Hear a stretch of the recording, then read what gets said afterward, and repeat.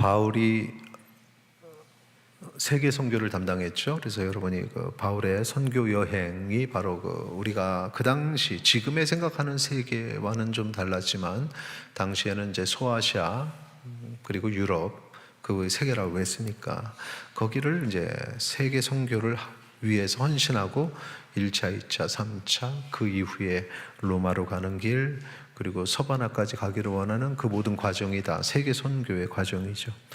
그 과정 속에서 특히 이 사역의 핵심은 뭐냐? 이 팔레스틴 예수님이 나신 그 장소가 아니라 그들이 이방인이라고 부르는 그 세상 속의 그리스도인들을 찾는 거죠. 그 이방인들 그리스도인들을 만나고 교회를 세우는 것, 그들에게 복음을 전하는 것, 이것이 이제 바울의 사역입니다. 그 사역을 이제 한참 하다 보니까 유대 쪽에서 사람들이 와서 막 뭐라 그러는 거예요. 뭐라 그러나 봤더니 할례 받아야지. 하나님 믿게 됐으면 할례 받아야지. 할례 안 받고 어떻게 하나님의 백성이라 그러냐? 이제 그런 얘기를 하기 시작한 거죠. 사도행전 15장 1절 어떤 사람들이 유대로부터 내려와서 형제들을 가르치되 너희가 모세의 법대로 할례를 받지 아니하면 능히 구원을 받지 못하리라. 표현 보세요. 가르쳤다는 겁니다. 가르쳤다는 거죠. 그러니까 지금 이거 이제 막 여기서 형제들이 하면은 이제 그리스도인들이에요. 그래서 이방인들이 이제 처음 믿음 생활을 하고 구원의 은혜를 누리면서 감격해서 찬양하고 하는데 너희들 할례 안 받았잖아. 할례 안 받으면 구원 얻지 못해. 너희들 그거 다 가짜야. 지금 이렇게 얘기를 하는 겁니다. 그러니까 이 지도자인 바울이 속이 상한 거죠. 그래서 이 안디옥 교회 중심으로 해서 이제 안디옥 교회는 이제 파송한 교회고 이게 지금 이슈가 된 겁니다. 아니 복음을 전했는데 할례를 받아야 돼요. 지금 그 상황이 저쪽에서는 뭐라냐면 아니 할례 안 받으면서 어떻게 하나님의 백성이라 그러냐. 할례가 얼마나 중요한데. 그래 이 다툼이 심각했습니다. 합의가 안 되는 거죠. 그래서 나중에 안 되겠다. 예루살렘 교회에다 문의를 하자. 그래서 거기서 회의가 열립니다. 정식 회의. 그러니까 이제 우리 현대 용어를 쓴다면 총회가 열리는 거죠. 예루살렘 총회. 공의회라고 합니다. 공회라고도 하죠. 공의회. 예루살렘 공의회 회의가 열리게 된 거예요. 그래서 이제 여기서 이제 파송을 하는 거죠. 파송을 할 때 바울과 바나바가 1차 전도 여행 때 파송했던 선교사니까 그들이 경험했던 거니까 그들을 보내고 또 그들을 도와줄 분들도 이제 같이 해서 예루살렘으로 보낸 겁니다. 거기서 이제 공의회가 열어져. 그 보내는 과정이 사도행전 15장 2절의 내용이에요. 바울 및 바나바와 그들 사이에 적지 아니한 다툼과 변론이 일어난지라. 다툼과 변론이 일어났죠. 형제들이 이 문제에 대하여 바울과 바나바와 및 그 중에 몇 사람을 예루살렘에 있는 사도와 장로들에게 보내기로 작정하니라. 그래서 이제 파송을 한 겁니다. 예루살렘 공의회에서의 그 이슈는 크게 두 가지죠. 첫째는 이제 바울의 이야기. 내가 사역할 때 성령께서 함께 하셨고 사역의 열매들이 있었다. 성령께서 함께 하시고 성령의 열매들이 나타났다고 할 때 그 말의 의미는 복음을 전할 때 그들이 복음을 받고 믿음을 갖게 됐고 구원받은 주의 백성이 되었다. 바로 이 얘기를 하는 겁니다. 오늘날 뭐 성령의 역사를 좀 신비주의적으로 이상하게 해석하는 분들이 있어서 말씀드립니다. 성령의 역사는 그런 것이 아니라 마음이 열리고 주님을 믿게 되는 것, 주님을 알게 되는 것, 깨어지게 되는 것. 그래서 성령이 임하였다. 그러니까 그 말은 무엇이냐? 할례를 안 받았는데 그런 일이 일어났다. 할례를 안 받아도 성령께서는 역사하신다.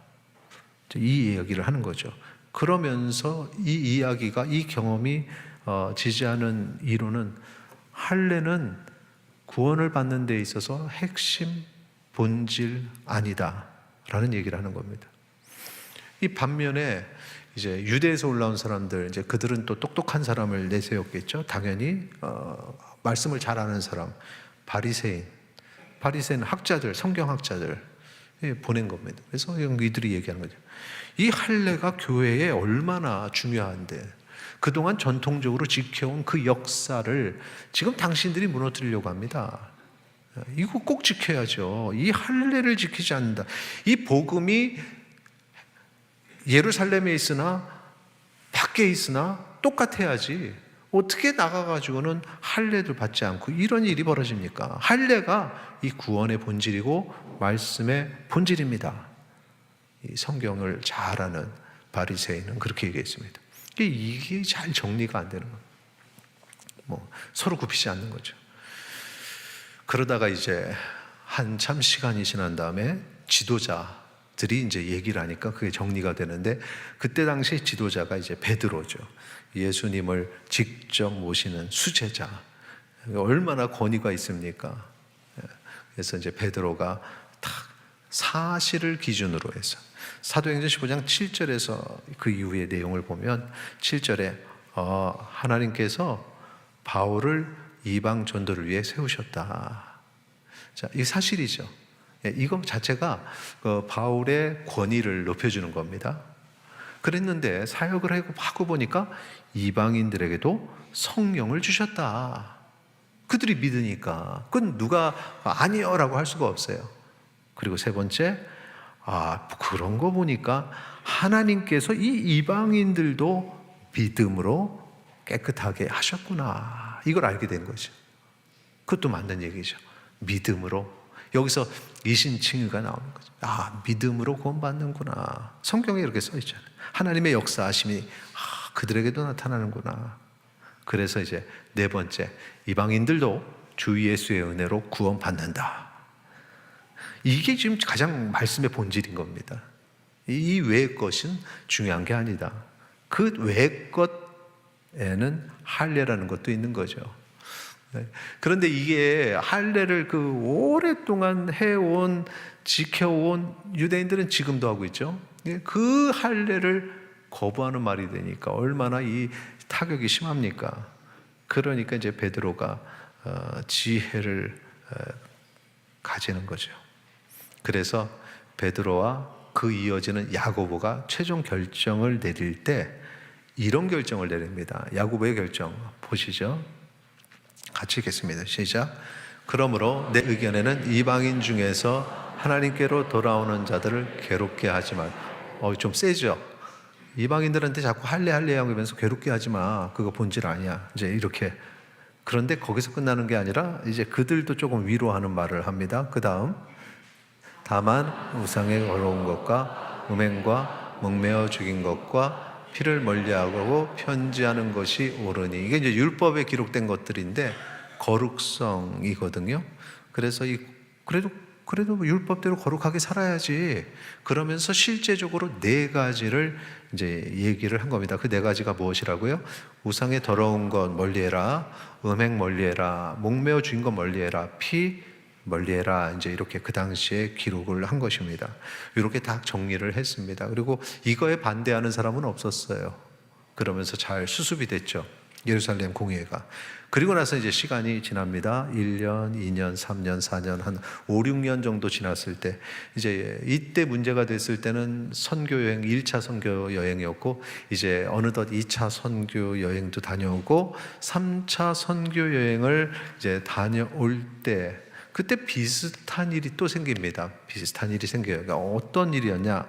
요거 배경은 앞에는 사도행전 15장이었고 이 5년 뒤의 배경은 고린도전서 8장이 배경입니다.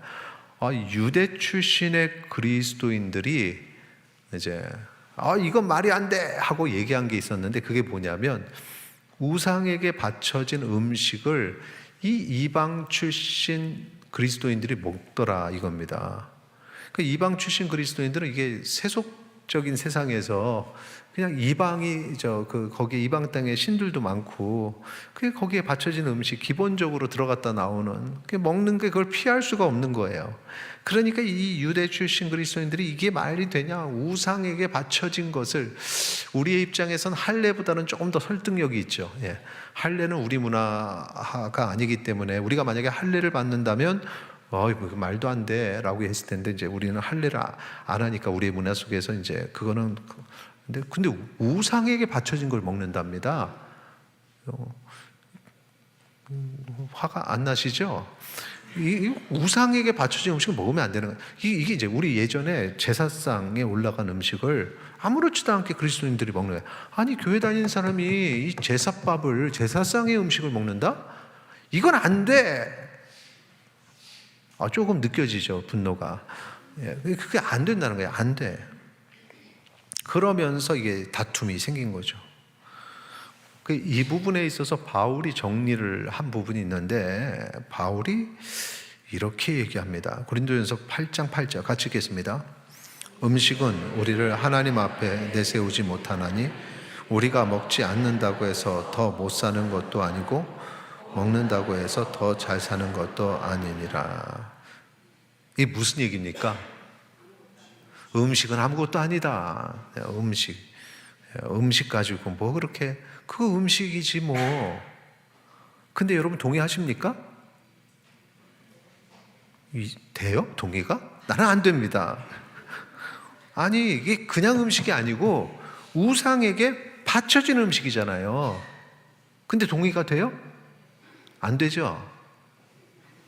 지금 뭐라고 대답해야 되지? 참 여러분들 이게 마음의 이 표현이 얼굴에 이렇게 드러나는 거 보면 참 신기해요. 어떻게 해야 되나? 지금 안 되는 겁니다. 우상에게 바쳐진 거죠. 그냥 음식이 아니잖아요. 우상에게 바쳐진 건데. 그럼 이 부분에 대해서 바울은 뭐라고 하느냐? 우상에게 바쳐진 건데 했을 때 그 바울의 대답은 고린도전서 8장 4절 같이 읽겠습니다. 그러므로 우상의 제물을 먹는 일에 대하여는 우리가 우상은 세상이 아무것도 아니며 또한 하나님 한 분밖에 없는 줄 아노라. 아멘. 이 얘기가 무슨 얘기죠? 그러니까 지금 바울 입장에서는 우상 그거 아무것도 아니잖아. 아니 다른 신이 있으면 그 신에게 바쳐진 거 먹으면 안 돼. 근데 다른 신이란 게 없는데 그냥 사람들이 그냥 그렇게 만들어 가지고 바치고 뭐 한 건데 뭘 그런 걸 신경을 쓰느냐. 우리가 이런 거를 이제 뭐라 그러면 자유함이라 그러죠. 신경을 안 써요. 없다. 이 말이 틀린 말이 아니에요. 이건 맞는 말입니다. 우리는 이제 귀신이 먹었대. 홀령이 와서 먹는데 그러니까 이게 못 먹겠어요. 이거 먹으면 큰일 날 것 같다. 사과 있네. 얘기야. 이거 귀신이 먹는 거야. 엄마 귀신이 있어. 나 사과 먹고 싶다. 먹었어. 큰일 났다. 이거하고 비슷한 겁니다. 귀신이 없는데, 홀령이 없는데, 그렇죠? 우상이 없는데, 그러니까 이제, 이 바울이 정말 순수한 영혼인 거죠. 영혼이 참 순수하다. 그런데 바울을 좀 더 공격해야겠어요. 근데 순수한 바울을 두면 안 돼요. 이 바울이 뭐가 허점이 있을 거예요. 그래서 제가 허점을 막 찾아봤더니 한 가지가 나왔습니다. 뭐냐? 전에 있었던 일, 5년 전에 할례 문제로 싸울 때 그때 마지막에 4가지 규범 야고보가 얘기했잖아요. 생각 안 나시죠?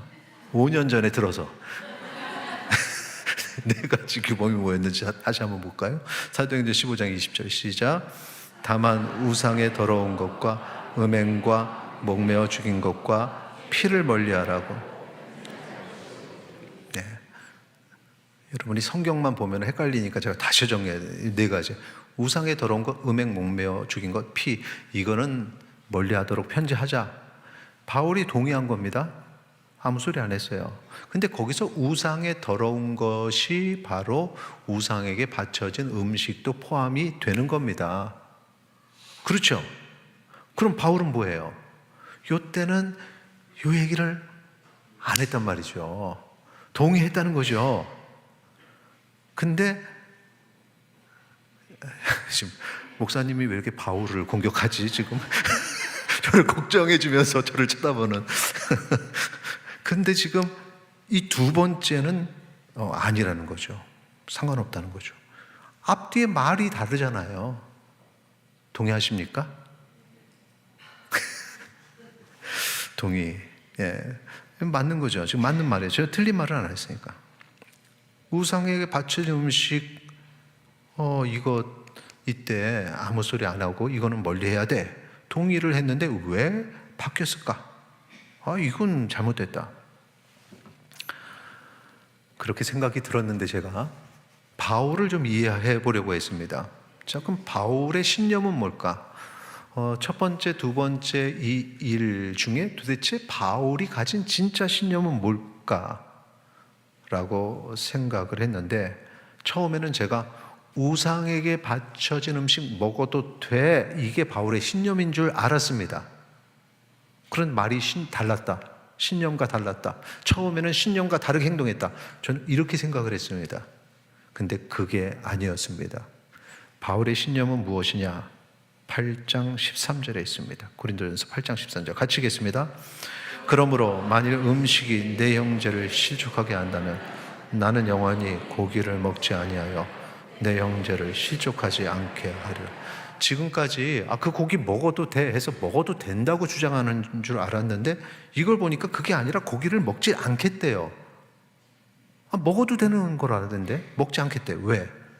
자기 신념이 있어서. 그 신념은 뭡니까? 형제를 실족하지 않게 하겠다. 이게 신념인 겁니다. 가장 중요한 신념.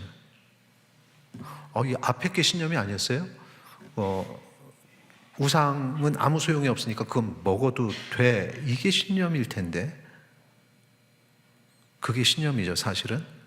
그런데 그 신념보다 더 중요한 게 내가 그 신념을 지키다가 그것 때문에 형제가 실족한다면, 형제가 복음에서 멀어진다면, 형제가 믿음에서 멀어진다면, 내가 신념을 가지고 교회에서 얘기했는데 믿음이 약한 사람이 교회를 떠난다면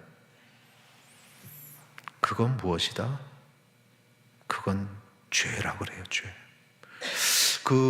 이렇게 말하는 이유가 다시 첫 번째 사건으로 돌아가서, 첫 번째 사건, 할례 사건으로 돌아갔을 때 바울은 분명하게 복음의 진리를 얘기를 했죠. 할례, 그게 구원의 문제는 아니야 라고 했는데, 그런데 지나고 보니까 사도행전 15장 2절 보십시오. 바울 및 바나바와 그들 사이에 적지 아니한 다툼이 일어났대요. 적지 아니한. 맞는 말을 했는데 교회 안에서 큰 목소리가 나고 다툼도 일어나고, 그랬을 때 아무리 맞는 말을 해도 그걸 본, 이제 갓 믿음을 갖게 된 이 이방 그리스도인들이 볼 때 얼마나 큰 상처를 받았을까요? 교회를 떠나게 되는 거죠. 여기서 중요한 건 이게 옳다, 이게 그르다가 아니라 형제가 실족하면 안 된다. 그걸 알게 된 거죠. 그래서 이게 옳고 그름을 떠나서 베드로와 야고보가 잘 정리할 때, 그래, 이렇게 해서 정리가 돼야 돼, 이 상처 주면 안 돼 해서 정리를 했던 것이고, 그때도 실족하지 않게 하려고 했던 것이고, 이 두 번째 것도 그런 문제들이 나올 때 조절을 하고 상처를 주면 안 되겠다. 그래서 내 형제를 실족하게 한다면 나는 고기를 먹지 않겠다라고 얘기를 했던 것입니다. 큰 틀에서 얘기했는데 조금 세밀하게 들어갈게요. 멀리 해야 될 것 4가지 다시 한번 좀 보여주세요. 여러분 어떻게 생각하십니까? 요즘에도 이거 갖고 매여 있는 사람들이 참 많아요. 여러분 그런 이단들 보셨죠? 피 있는 거 먹으면 안 된다 그래서 그 맛있는 순대를 안 먹는 그런 분들 있잖아요. 여기 써 있으니까 안 된다는 거죠. 여기 써 있으니까 안 된다. 물론 우리가 볼 때 음행 같은 거는 지금도 우리는 하면 안 되죠. 멀리 해야 됩니다. 그런데 그럼 생각해 보시죠. 지금 우리의 식생활 문화 속에서 피를 완전히 제거할 수 있을까? 음식 하시는 분들은 잘 아시지만 고기에 피를 뺀다고 하지만 100% 완벽하게 빠질까요? 불가능하죠. 다르죠. 그러니까 가능한 것이 있고 그렇지 않은 것들이 있어요. 또 잠깐 또 보시면은 내 얼굴 말고 조금 전 거, 목매어 죽인 것, 다른 방식으로 죽여야지 목매어서 죽이면 안 된다. 목매어 죽인 것은 이제 우리가 생각할 때 괜찮아 이게 아니라 우리가 하나님께서 그런 어떤 생명체들을 다 우리에게 먹을 것으로 주셨을 때, 고기도 주시고 했을 때 그것들을 도축하는 과정에 있어서 너무 잔인하면 안 된다는 건 다 우리가 공감하고 그걸 지키는 거죠. 단지 그게 목매어 죽이느냐, 칼로 막 난도질하는 건 괜찮냐, 그게 아니라는 거예요. 지금 이게 우상의 더러운 것도 그런 문제라는 거죠. 근데 오늘날 성경을 해석할 때 이 본질을 찾는 게 아니라 이런 문자 하나하나 가지고 이렇게 해야 구원받아, 이렇게 안 했잖아 그럼 구원 못 받아, 할래 못 받아, 안 하면 구원 못 받아 하는 사람들하고 다를 바가 없는 겁니다. 이런 이단들이 많아요. 몇 년, 몇 월, 며칠 날 구원 받았냐 안 받았냐 그거 알아야 구원 받아. 그 성령 체험이 있어야 돼요. 성령 체험이 뭔데? 어느 날 불이 번쩍하는 거야. 뭐 그런 체험 없으면은 아니라는 거죠. 요즘에는 이제 안 그러는데 뭐 예전에는 뭐 방언 받다야 구원 받는다고, 방언 없으면 구원이 아니라고, 이런 말도 안 되는 이상하게 성경을 해석하는 사람들이, 아니에요. 본질이 뭐냐, 본질이. 그게 중요한 게 아니다. 사랑. 기준이 있으면, 내 소신껏 주장하는 바가 있으면 그것을 끝까지 주장하면서 이게 옳은 일이야. 내 신념이죠. 내 신념. 많은 사람들이 신념을 믿음의 어떤 근본이라고 생각하는 아주 큰 오류를 행합니다. 그런데 사도 바울은 자기 신념은 있습니다. 나는 고기 먹을 수 있어. 우상에게 바쳐진 거. 그런데 상처받으면 안 되니까 나는 안 먹을래. 이 뒤에 거는 신념이 아니고 사실은 우리는 이런 것들을 남을 생각하는 마음, 사랑이라고 합니다. 내 신념을 넘어서는 남을 생각하는 그 마음, 사랑. 여러분에게 이런 사랑이 있기를 소망합니다. 사도 바울은 신념 지키겠다고 하다가 누군가에게 상처 주는 거 이거 죄다 그랬습니다. 고린도전서 8장 7절 한번 읽겠습니다. 같이 읽겠습니다. 그러나 이 지식은 모든 사람에 있는 것은 아니므로 어떤 일은 지금까지 우상에 대한 습관이 있어 우상의 제물로 알고 먹는 고로 그들의 양심이 약하여지고 더러워지느니라. 지금 내 이야기가 아니라 다른 사람 얘기를 하죠. 이런 사람들은 이럴 수 있어. 이럴 수 있어. 너희들은 왜 그래? 자유함이 없어. 왜? 그거 안 먹어도 되는 건데 너 왜 그래? 좀 먹어봐. 이러지 않습니다. 그럴 수 있다. 그럴 수 있다. 자, 11절, 12절, 13절 같이 읽겠습니다. 그러면 내 지식으로 그 믿음이 약한 자가 멸망하나니 그는 그리스도께서 위하여 죽으신 형제라. 이같이 너희가 형제에게 죄를 지어 그 약한 양심을 상하게 하는 것이 곧 그리스도에게 죄를 짓는 것이니라. 그러므로 만일 음식이 내 형제를 실족하게 한다면 나는 영원히 고기를 먹지 아니하며 내 형제를 실족하지 않게 하리라. 아멘. 음식이 내 형제를 실족하게 만든다면 나는 그 사람 앞에서는 영원히 고기를 먹지 않겠다. 그런데 이제 뭐 선교 여행이니까 그 사람을 안 보는 장소 가서는 이제 고기를 먹게 되겠죠. 그러니까 이